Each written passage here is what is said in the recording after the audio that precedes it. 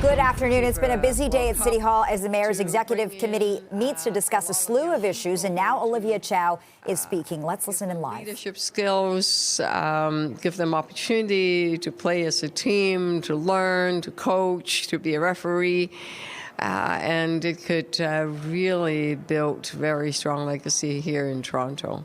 So the costs have jumped by $80 million. That's right. What can be done to ensure that there aren't further escalations?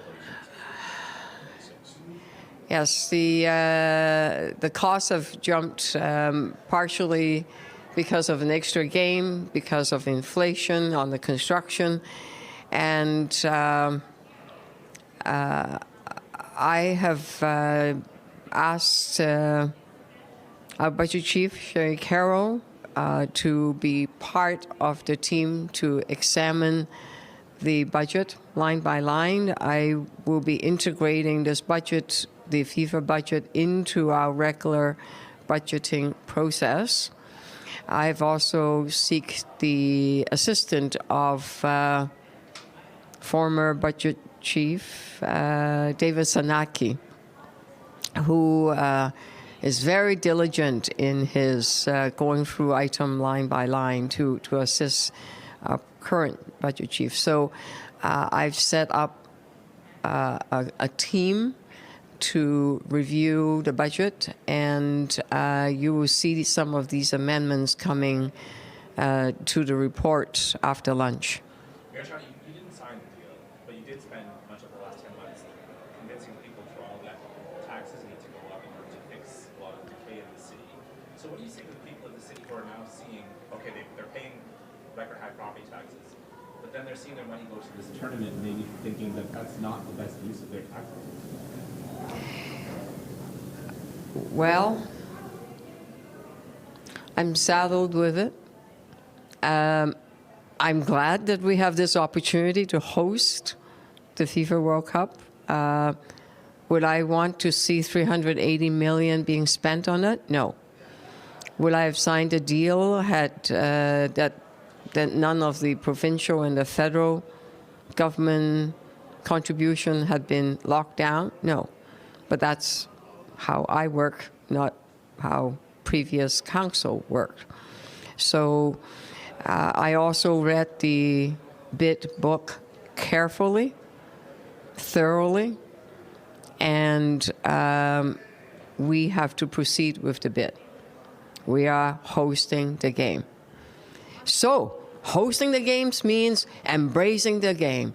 Means that let's get people excited. Let's get the Torontonians anticipating that there will be 6 games. The national men's team are going to be, the first match is going to be right here in Toronto. Let's get people participating. Let's try to control the cost as much as we can and make the whole FIFA World Cup process transparent, and that and everything is done responsibly. Mayor, I know you didn't sign the deal. I know we have to preface almost every question with that now, but in your mind, is getting $3 million in tax revenue back to the actual city, is that worth it for Torontonians? You know, I'm not the type that would look backwards.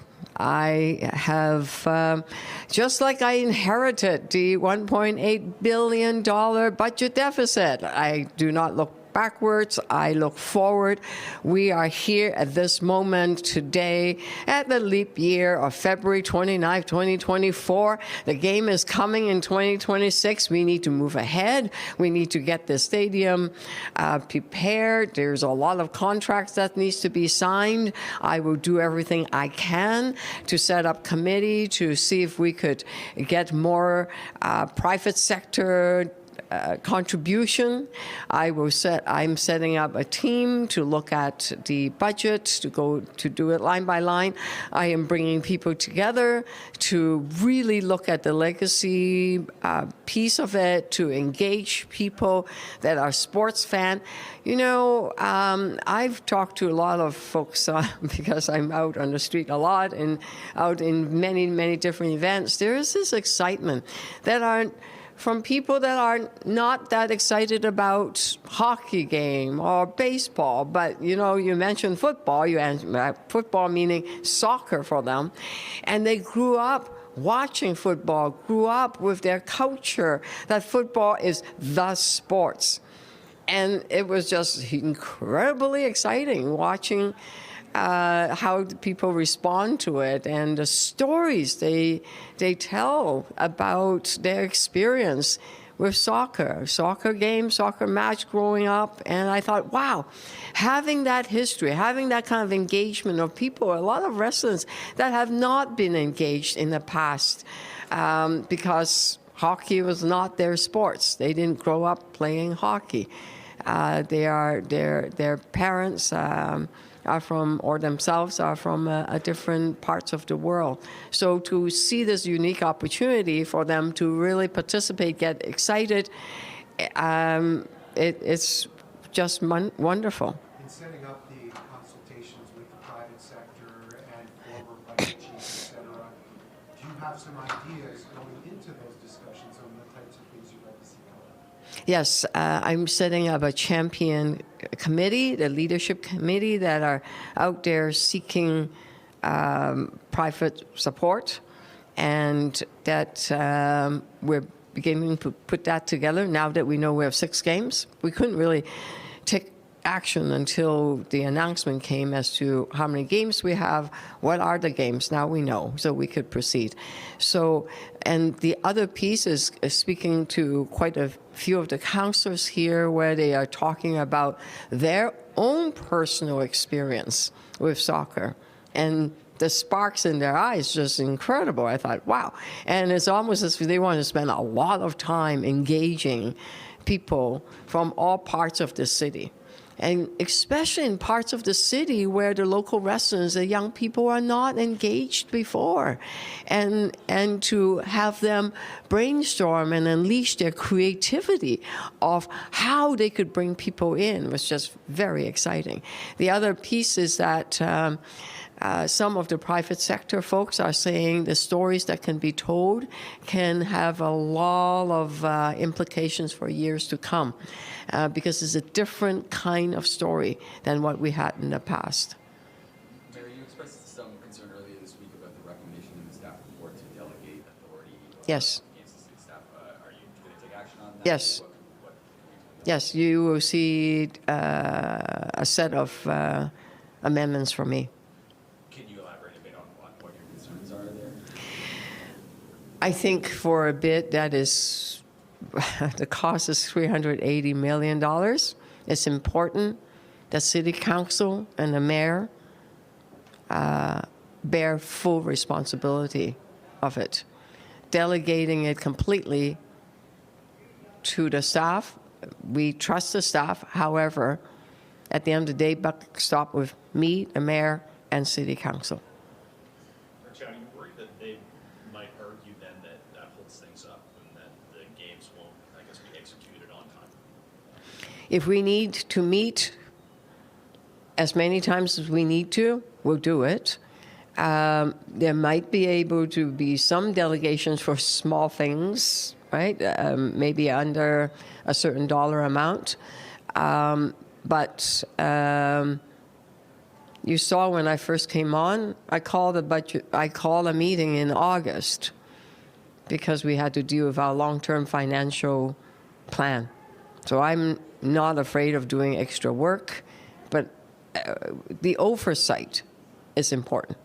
And I plan to make sure that this game is done in a way that's transparent, that's open, that is done responsibly, and in a way that's as participatory as we can make it. I opened up City Hall for the whole budget process. That took a huge amount of time from both the staff and councillors. And yet what I heard back was, wow, this is really a good thing to do. I did not have councillors complaining about the extra work they've done. I went and met with all the staff on the finance team at City Hall right here on the 4th floor. 6th floor, I think. No one was complaining about having to do those work to engage Torontonians. And I want to, at something this important that is costing the city this kind of funds, I want to add this kind of legacy and excitement for that during the World Cup period, before and after. I want the game to be as participatory, as open, transparent, and done responsibly as possible. Have you heard from the federal government yet how much they might contribute to the games? They are anywhere between the 35-50%, because they are the one that signed the bid. The bid was signed between Canada, Mexico, and U.S. It's not Toronto, Mexico, and U.S., right? So Canada is represented by both City of Vancouver and City of Toronto. The City of Vancouver, their budget comes from the British Columbia government. In our case, the City of Toronto, the city is carrying the game, financially. So since the federal government have signed the bid, they will be at the table. The question is precisely how much. Now, because we just learned that it's 6 games, it's just added in the inflationary costs, etc. So there hadn't been enough time to do the negotiation as to the precise cost. Also, our CMP is federal, right? A big part of the cost of FIFA hosting the games is security. And that, I'm afraid, might grow substantially. We want the federal government to take as much responsibility as possible, because this is an international game. This is the national situation, not just about the City of Toronto. So we are persuading the federal government to take charge of the security piece as much as they can. Sounds like the province isn't going to buy. Rideshare caps and costs of hosting the World Cup, all up for discussion at the Executive Committee today. We've been listening live to Mayor Olivia Chow on the rising costs associated with the 2026 FIFA World Cup in Toronto. The mayor says, let's try to control the costs as much as possible and make sure the process is transparent and everything is handled responsibly.